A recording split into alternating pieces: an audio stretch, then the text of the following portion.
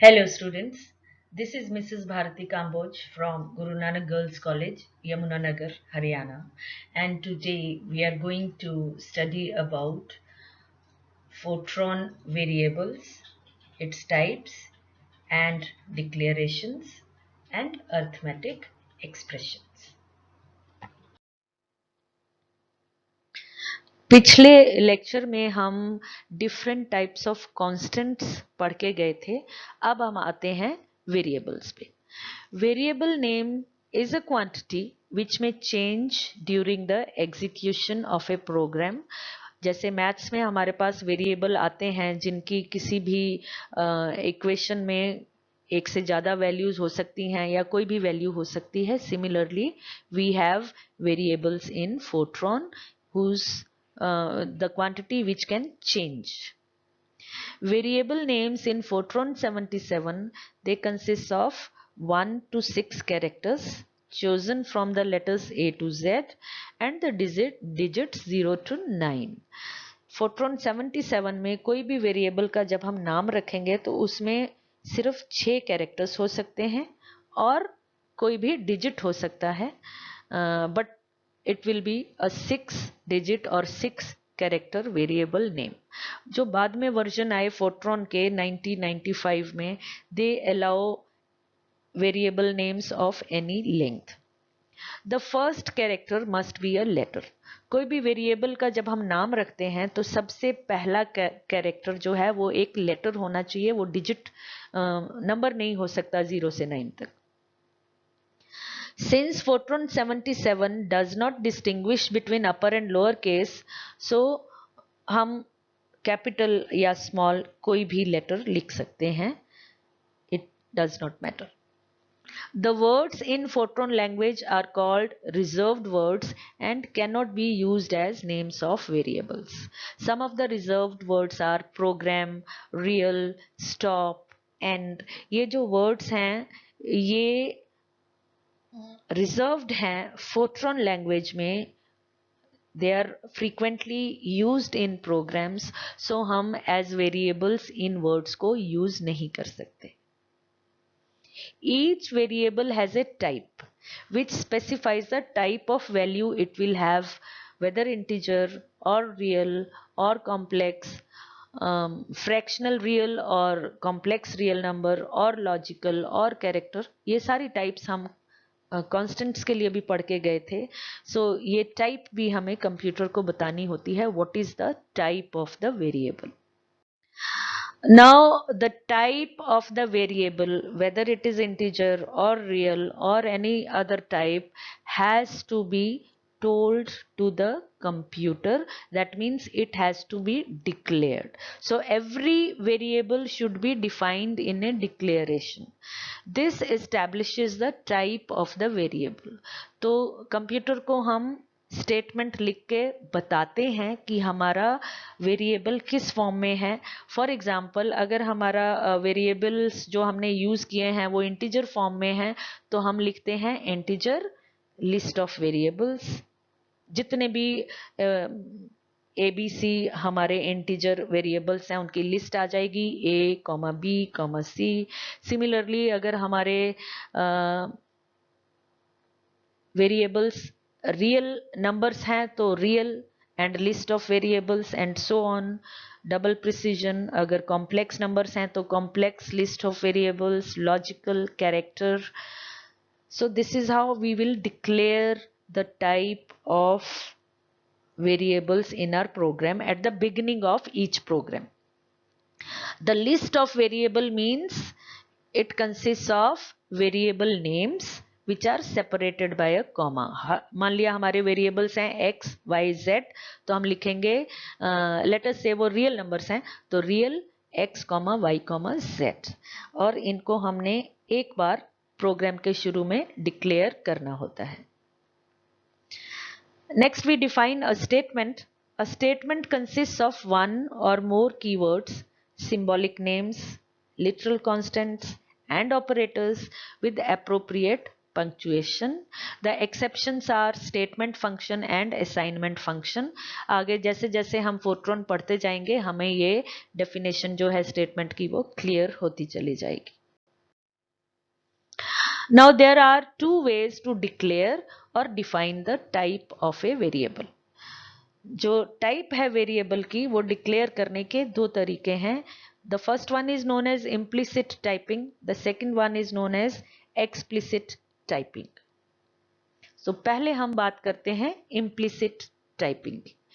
Implicit typing means if a variable, अगर हम मान लिया डिक्लेयर करना भूल गए अपने वेरिएबल की टाइप को, भूल गए या हमारा मन नहीं किया, हम लेजी फील कर रहे थे तो हमने सोचा कि छोड़ो इस स्टेटमेंट को क्या लिखना, क्योंकि उसको लिखे बिना काम चल जाता है. सो अगर एक वेरिएबल को हम डिक्लेयर नहीं करते, मीन्स कि हम प्रोग्राम में कंप्यूटर को बताते नहीं हैं कि हमारे वेरिएबल की क्या टाइप है, तो बाय डिफॉल्ट फोरट्रॉन 77 के अपने कुछ सेट ऑफ रूल्स हैं जिनके अनुसार फोरट्रॉन खुद डिसाइड करेगा कि हमारे वेरिएबल्स की टाइप क्या है, and these rules are known as implicit rules. All, पहला rule, all variables starting with the letters I, J, K, L, M and N, they are treated as integers. और इनके अलावा किसी और लेटर से कोई कांस्टेंट वेरिएबल नेम स्टार्ट हो रहा है तो it is treated as a real variable.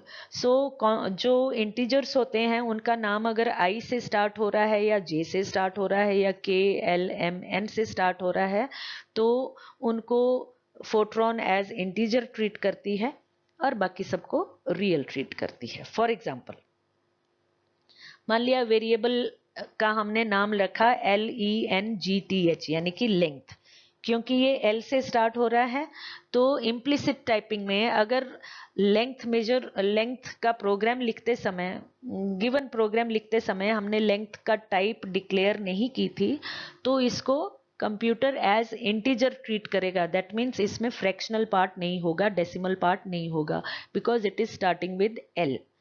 या एक वेरिएबल का नाम रखा हमने मैक्सिमम, तो by default it is an integer because it starts with M. NOUN, noun नाम रखा किसी वेरिएबल का तो it is treated as integer. Similarly if the variable name is width, WIDTH, तो क्योंकि ये IJKLMN से स्टार्ट नहीं हो रहा तो it will be treated as real.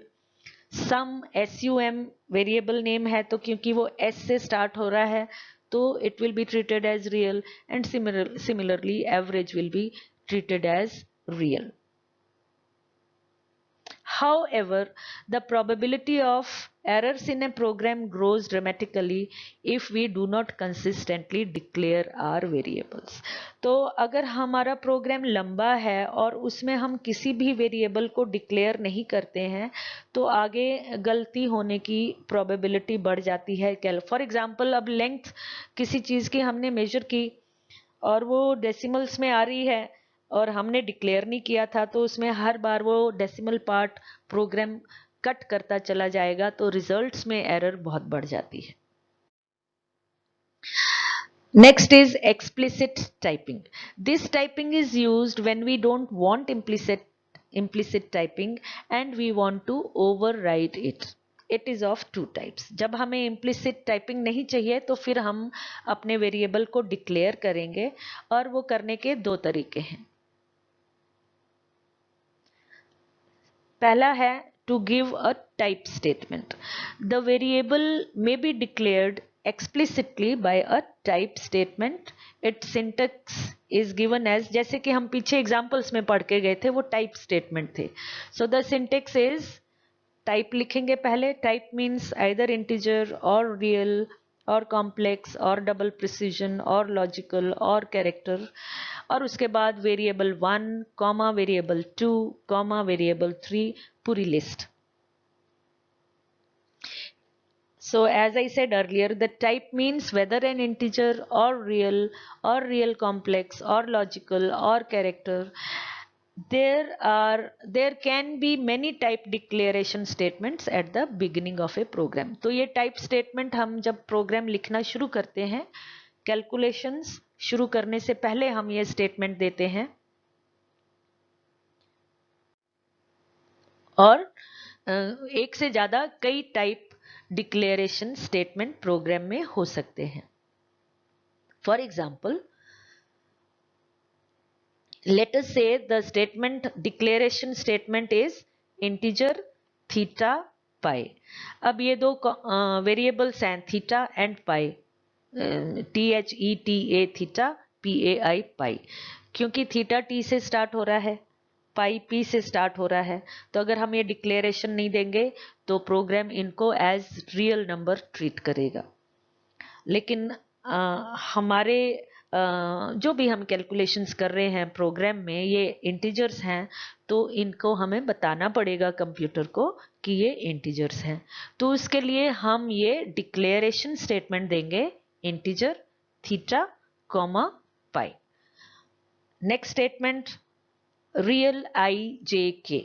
अब इम्प्लिसिट टाइपिंग में या बाय डिफॉल्ट जो भी वेरिएबल्स आई जे के LMN से स्टार्ट होते हैं वो एज इंटीजर ट्रीट होते हैं, लेकिन इस गिवन एग्जांपल में ये इंटीजर नहीं हैं, तो हम इनसे पहले रियल लिख के डिक्लेयर करेंगे, बताएंगे हम कंप्यूटर को कि IJK are real numbers, real variables.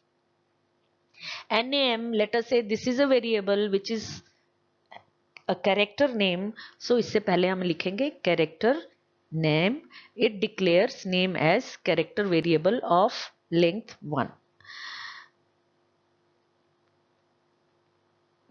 character C*10, D*15, it declares C as a character variable of length 10 and D as a character variable of length 10।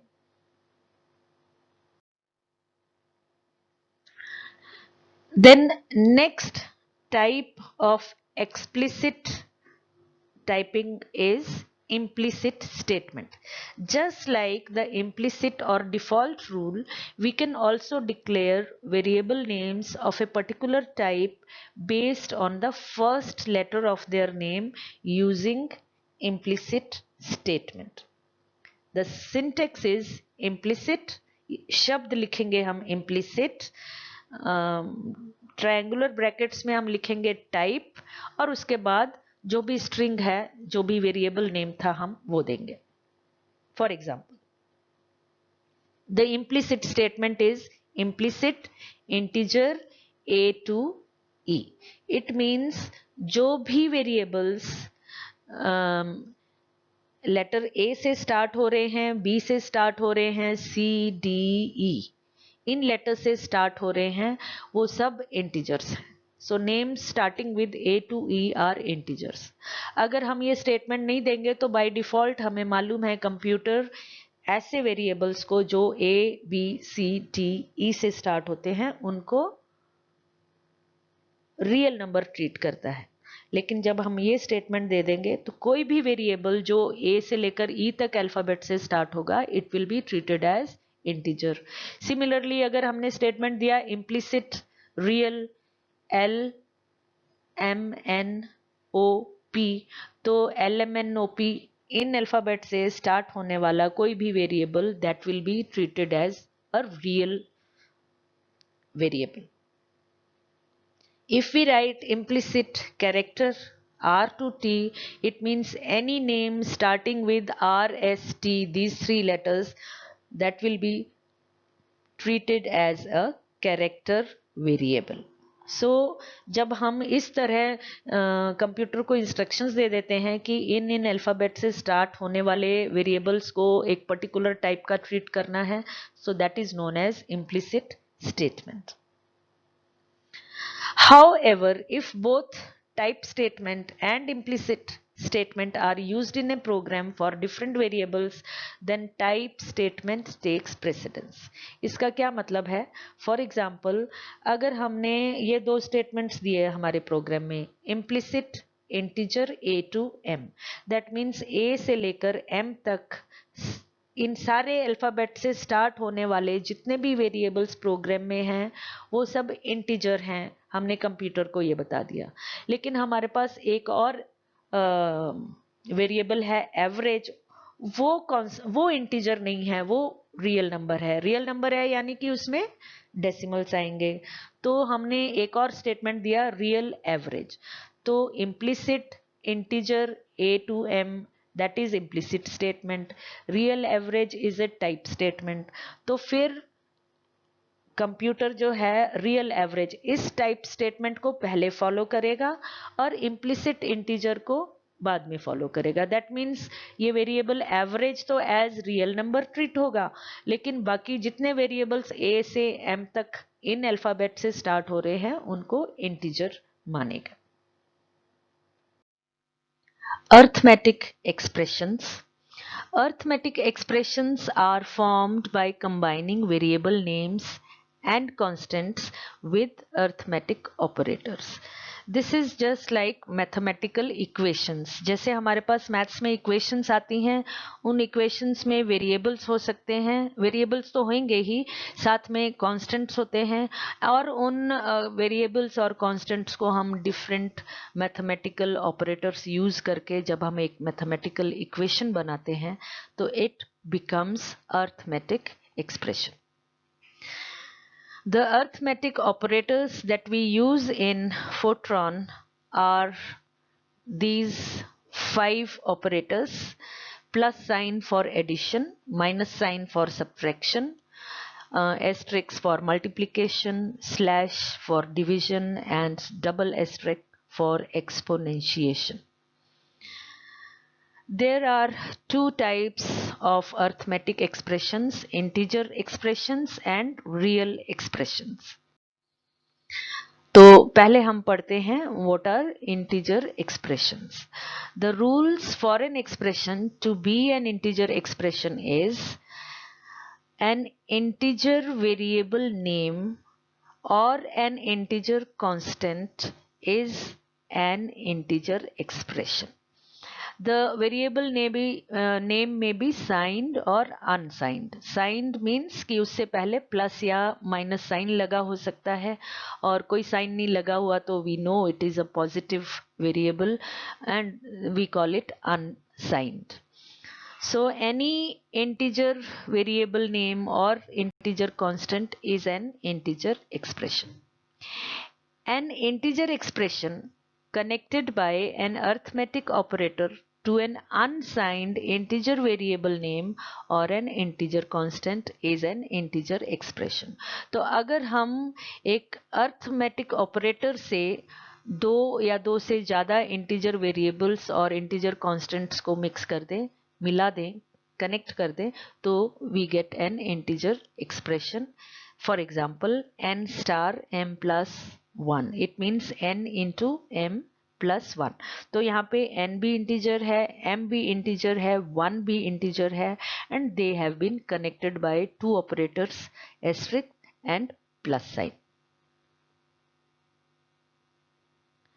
An integer expression enclosed in parenthesis is an integer expression. For example, I plus k है, उनको हमने bracket में लिख दिया तो it is an integer expression. Two integer expressions connected by an arithmetic operator is another integer expression. Two operators cannot occur together. जो ये expressions बनाने में हमें केयर रखनी है, ध्यान रखना है कि कोई भी दो integer constants या variables के बीच में हम दो operators नहीं रख सकते. For example, k star minus L is invalid. If it means k is multiplied by minus L, then we have to use a bracket. We have to use a parenthesis. So we will have to write instead k star bracket में minus L. Next we come to real expressions. Rules for forming a real expression are the same as those for integer expressions. We just replace the word integer by real. जो rule हम अभी पढ़ के गए थे, same rules real numbers के लिए भी, real constants और variables के लिए भी apply होते हैं. There is just one extra rule. A real expression may be exponentiated by an integer expression to form a real expression. For example, a plus b raise to power k plus J. सो इसमें क्या है, हमारे पास पहले a को b से plus करना है, फिर उसकी पावर में k प्लस j को प्लस करके we have to give it exponentiation, so that forms another real expression. Another example is c star d exponential 3. Now what we realize, ठीक है, ये मैथमेटिकल इक्वेशंस हैं similar to the equations that we study in mathematics, but there are some differences. The integer division is distinctly different from ordinary division. If both the operands are integers, an integer division is performed. Otherwise, a real arithmetic division is performed. क्या फ़र्क है दोनों में? Integer में decimal point नहीं आएगा, real expression में there will be decimal fractional part. For example, if we divide 3/2, तो अगर क्योंकि हमने यहाँ पे डेसिमल्स नहीं लगाए हैं, 3 is an integer, 2 is an integer. We know mathematically 3 divided by 2 is 1.5, लेकिन क्योंकि यहाँ पे ये दोनों इंटीजर हैं, तो कंप्यूटर फोर्ट्रॉन में जो हमें इसका आंसर मिलेगा वो भी इंटीजर मिलेगा. The decimal part will be truncated and the answer will be printed as 1. So according to Fortran 3/2 is equal to 1. लेकिन अगर हमें 1.5 एग्जैक्ट आंसर चाहिए तो हमें 3 और 2 को रियल फॉर्म देनी पड़ेगी. That means we will have to use a decimal. So if we write 3 decimal /2 decimal और 3.0/2.0, तो जो हमें आंसर मिलेगा that will be 1.5. So we have to always keep in mind whether we are going to have answer as integer or as a real number. What should be the sequence or order in which we perform arithmetic operations while executing a mathematical expression that is known as hierarchy? So hierarchy क्या है? ये वो sequence है या order है जिसमें हम एक एक्सप्रेशन को सॉल्व करते समय मैथमेटिकल ऑपरेशंस करेंगे. जैसे मैथ्स में हमारे पास बॉडमास रूल आता है, BODMAS. What is that rule? BODMAS is the short form of bracket of division, multiplication, addition, subtraction. ये वो ऑर्डर है जिस ऑर्डर में हम कोई भी मैथमेटिकल इक्वेशन सॉल्व करते हैं. So similarly, while dealing with computers, the sequence in which we perform these mathematical operations is known as hierarchy. So the first rule or the first priority is expressions in brackets are evaluated first. सबसे पहले हम bracket solve करेंगे. Bracket के अंदर कोई expression है तो सबसे पहले वो सॉल्व होगा. और अगर नेस्टेड ब्रैकेट्स हैं, यानी कि ब्रैकेट के अंदर ब्रैकेटेड क्वांटिटी है, उसके अंदर और ब्रैकेटेड एक्सप्रेशन है, तो सबसे अंदर वाला ब्रैकेट पहले सॉल्व होगा, फिर उसके बाहर वाला ब्रैकेट इवेल्युएट होगा, and so on. So brackets are the first priority. After solving the brackets, the exponential terms are executed next. Exponential terms जो हैं, जब उनको हम इवेल्युएट करते हैं तो वो राइट से लेफ्ट की तरफ इवेल्युएट होती हैं. फॉर एग्जांपल, अगर हमारे पास ये एक्सपोनेंशियल है x raise to power y raise to power z, that is x double star y double star z, तो पहले y raise to power z calculate होगा, और जब ये कैलकुलेट होगा फिर हम x raise to power y raise to power z calculate करेंगे. So we say that it is evaluated from right to left. इसके बाद next priority I multiplication and division की. They have the third priority and these are executed in the sequence they occur from left to right. कोई भी equation हम left से right की तरफ solve करते हैं. So multiplication and division, they also are evaluated from left to right, and addition and subtractions, they are performed last from left to right. The unary operator, that is negative sign, known as negation, that produces the negative of its operand and has the highest priority. अगर किसी operand से पहले negative sign लगा है, bracket के बाहर negative sign लगा है, तो सबसे पहले हम ये ऑपरेशन परफॉर्म करते हैं. All operations of a given priority will be executed before going to the next priority level. Here we have shown the hierarchy in a tabular form. Table में हमने ये ऑपरेशंस दे रखी हैं. सबसे पहले पेरेंथेसिस और brackets, then negation, exponentiation, multiplication, division and addition, subtraction. Next we come to assignment statement. Arithmetic assignment statement means we assign a value to a variable in an arithmetic expression and it has the form variable name is equal to arithmetic expression. Actually in mathematical terms, maths में इसको हम equation बोलते हैं. Left में variable है और equal to sign के right hand side में एक फॉर्मूला है. Here it is known as arithmetic assignment statement. Variable name is equal to arithmetic expression. The left hand side must be a single variable name. For example, if we write rate is equal to crate plus sit cross dit, this is an arithmetic statement. Left में एक variable है जिसका नाम है rate और right में हमने एक अरिथमेटिक एक्सप्रेशन लिखा है.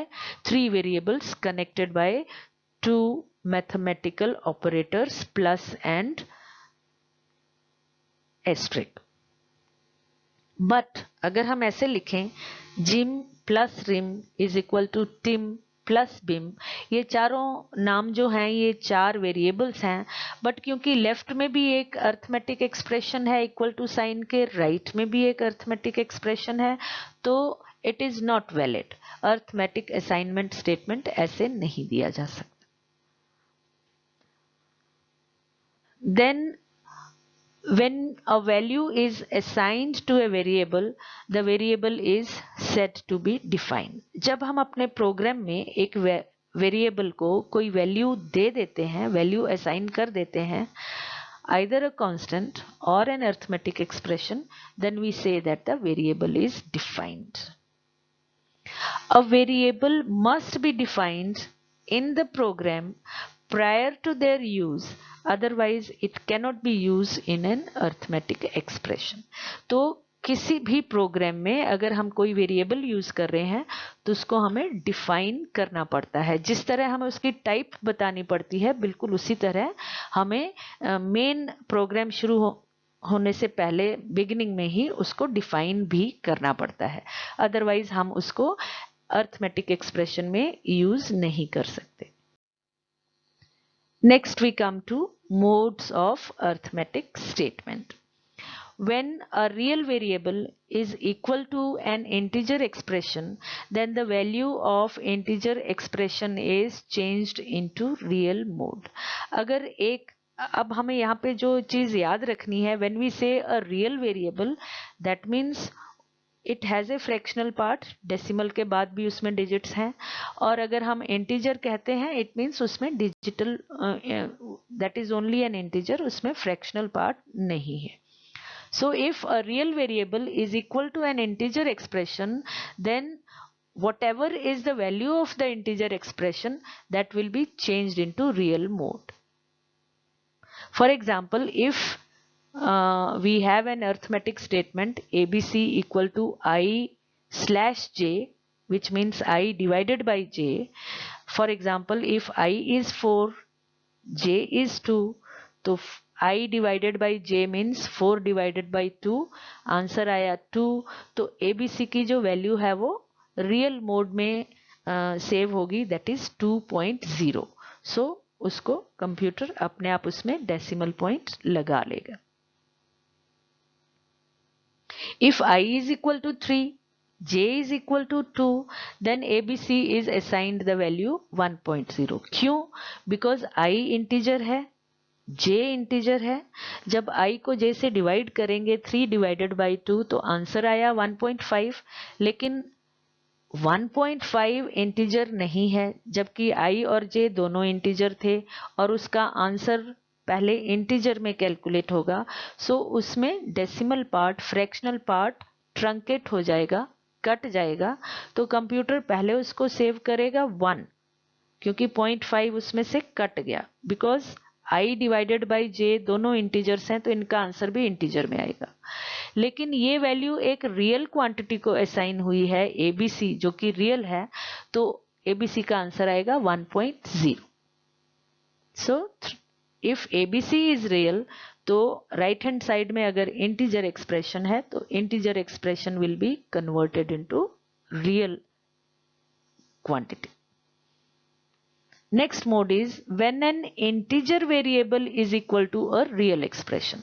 Now यहाँ पे क्या है कि expression real है, that means right hand side में जो भी quantities हैं they will all be having fractional part, और वो सब ये expression calculate होने के बाद the value of real expression is truncated, cut off, chopped off, it will not be rounded off, and it will be stored as an integer variable.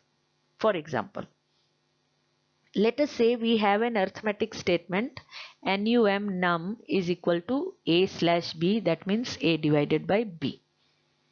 a real है, b real है, तो इनका answer भी real आएगा. So if a is 3.0, b is 2.0, then a divided by b is 1.5. लेकिन left hand side में integer है, सो integer की वैल्यू, नम की वैल्यू इंटीजर फॉर्म में स्टोर होगी, इसलिए 1.5 में से डेसिमल पार्ट हट गया, ट्रंकेट हो गया. The value of num is 1 because num has to be an integer, it cannot store fractional part. That's all for today's lecture. These are the frequently asked questions. Please go through them. Thank you so much.